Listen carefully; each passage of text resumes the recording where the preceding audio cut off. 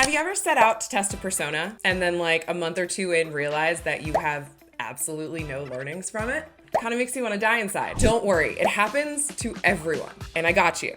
Here's how to test a persona properly. Welcome to episode 7 of Fix It and Post. Okay, quick thing before we start. There are a million ways to test personas. Everyone's got a different system. There isn't one right way. And honestly, the volume of options out there can cause paralysis. It's just too much. So much depends on your industry, your account, your spend. So I'm gonna give you my philosophy. But ultimately, what matters is that you come out the other side confidently able to say, this persona works or it doesn't. That's the bar. It's not perfection. It's just confidence in your read so you can double down or move on. Let's go. First, definitions. Let's use a teen supplement as our brand example. So an example of a demographic would be moms. It's way too broad to build creative against. A persona would be moms with teens who can't focus. This is specific enough to test. Then we get to a micro persona. A micro persona is a subset of that persona with more specific identity and specific triggers. So like the report card mom, the kid's grades just dropped and she's freaking out. Or the tried everything mom who's done tutors and apps and nothing's worked and she's at the end of her rope. Same persona, two totally different moments. So how do you find these personas? Research! Now, this video is not about finding personas. That's an entirely other thing. This is about how to execute your testing of personas. But basically, you need to mine your reviews, your competitors' reviews, your post-purchase surveys. You need to research your industry in general. You need to find the white space. There's a lot you have to do, and that's a whole video. Basically, you have to make sure this persona exists before you invest in it. Okay, so now that we know this persona exists, let's talk about sprint planning. How are we going to test them? You're gonna start broad, which doesn't mean generic. Your first round has one job, which is to find out the problems that matter the most to this persona. And then as you start to iterate, you're gonna dig into the micro personas and the specific triggers that come with them. So you need to come at this persona from all directions. Different formats, different talent, different visuals, different messaging, different parts of the funnel. If your persona fails against all of them, they probably don't exist. If it fails in one and works in another, you're onto something. Okay, so for round one, you need at least 3 to 4 ad sets or concepts. Now that is the bare minimum. I wanna make this accessible to smaller brands with smaller budgets and teams, but if you have the bandwidth and the team and the budget, sure, go nuts. Make a ton of stuff. Go as far as you can, as fast as you can. But this is the bare minimum that everybody needs in order to actually have a proper test. You're going to focus only on top and middle of the funnel. Bottom of the funnel comes later. We gotta get them in first. You wanna go after the people with the fewest barriers to purchase first. Someone who's problem aware or solution aware has already done a lot of thinking. They're just not aware of you. So your first ad set is going to be a whole bunch of statics. And this is gonna be for the problem and solution aware audience. Statics in their very nature can't do as much explaining as a video, so you really wanna hit people when they're already problem or solution aware. And statics are faster and easier to ship and cheaper to test. So this is really gonna be where you get your volume. If you have static formats in the account that are working, adapt them over to this new persona. That's the first place you should start. You always wanna make sure there's some sort of data attached to the asset that you are creating. So you're taking your best shots on goal first. Then you can start adding in other formats as your different variations, but make sure they're coming from research. They're coming from seeing that there's a format that's trending everywhere right now. You might as well try it. They're coming from seeing other brands and other industries running this type of static for a really long time. So for this teen supplement that I invented, let's say V1, the problem is that kids who can't focus, and you're gonna have its own visual. V2 is gonna focus on a different problem, failing grades, and that's gonna have its own corresponding visual. Because obviously we all know Andromeda needs to be helped because apparently it's blind and can't tell anything apart. V3, I believe, should be a competitor comparison. It's very standard. You know this competitor? How annoying is it that it does this? We don't do this. Buy us instead. They don't need to know you. They just need to be annoyed with your competitor. Another good one is a before and after static. That really gets after the who am I before I have this and how amazing am I going to be once I have this. So for this mom, it is relief that she is stressed, she is panicked, and then when she gets your product and her teen stops being annoying, then she is relieved and she can move on with her life. You're showing the shift in how you feel now versus how you're going to feel after you get this product. And like I said, you can do what, 10, 15 variations, the more the merrier. They're cheap, they're easy to differentiate, and go nuts. Just make sure there's a kernel of data backing up why you think this ad will work. It's not just spaghetti at the wall. So your second ad set is going to be a long explainer or a VSL. This is for people who are problem unaware. They need to be taught, and there's only so much that a static can teach. The efficient move here is to build one core explainer that goes through a number of the top value props that apply to this persona. And then your testing involves rearranging those modules. So you're testing the first 10 seconds and you're testing what problem and what value prop are resonating most. Each version opens on a different problem or value prop so that the first 10 seconds are always different. And that way the algorithm understands that they're different enough, but you're not producing 3 or 4 or 5 fully separate videos. Same body, different doorway in. But before you promise yourself a cheap explainer, check your footage library. If your library doesn't include clips that have this person's gender or ethnicity or age, you're going to have a few clips that you need to shoot to fill in the gaps for explainers, especially shooting openers. This is where I use Recharm. It's connected to Claude. I literally ask, what footage do we have for this persona and where are the holes?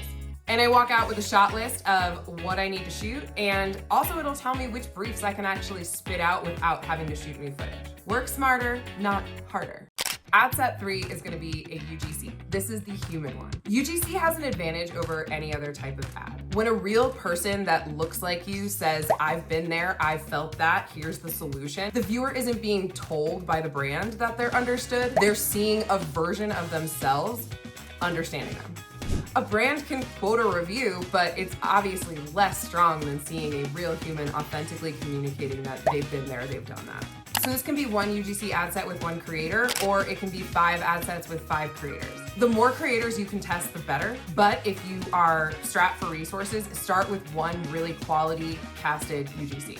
And remember, the second it feels scripted is when it loses its power. That's why yappers do so well, because they are the opposite of scripted. And you're gonna wanna make sure that you're not forcing the creator into being stiff. You wanna work with them and the type of content that they naturally create so that they come across naturally. And as for testing, once again, you're gonna focus on diverse on-ramps. Maybe one starts with the creator in the car talking about one problem straight to camera, and the next one starts with B-roll of the mom being really frustrated and upset in the kitchen. And then the third one has a different problem in a different location. So some of them are straight to camera, some are thumb-stoppy B-roll. You wanna make sure that your visuals feel different. If you've got budget and bandwidth for 4 totally different scripts, that's amazing, definitely do that. But I just wanna give you the more efficient, realistic way that you can get tests out fast. But if you have one core script, you need to focus on making the first 10 seconds as diverse as possible. And as you start to iterate on these deliverables and you cast more creators, make sure that you're being very diverse and intentional. Even if your first UGC had a blonde white girl and it worked, that doesn't mean you should be only testing blonde white girls. That'll turn you into like the white nationalist brand. But more importantly, you want to make sure that every possible person in this persona feels seen and figure out what type of creator resonates. If they all look the same, that's not particularly helpful. Different ethnicities, ages, locations, every variable you can move while staying inside the persona. And if you want to test 5 creators at once, but you're worried about budget, my little efficiency hack is to give each creator 2 concepts. One for the new persona and one for a persona that's already tested. So if your big swing fails, you still got your money's worth. Okay, so ad set 4. This could be 1 ad set or this could be 5 ad sets. It really depends on, do you have top performers in your account that are statics and, you know, the UGC and the explainer that we just talked about. Adapt it to this persona as long as it fits. So like if it's a super native like Gen Z meme joke, don't use it on the elderly. That's not a good idea. If you don't have an applicable top performer, that's totally fine. Please don't invent one. Just stick with the basics and focus on maybe making more UGCs with more creators. Okay, so before you actually hit the ground running here, are you actually ready to test personas? Now, I know I should have started with this, but it's way less interesting and you definitely wouldn't have stuck around, and I have retention to worry about. So not every account is ready to test new personas. First, you need to ask yourself 3 questions. 1, is your core persona working? Do you understand your main broad audience? Do you have formats that are winning, and do you have a decently stable account?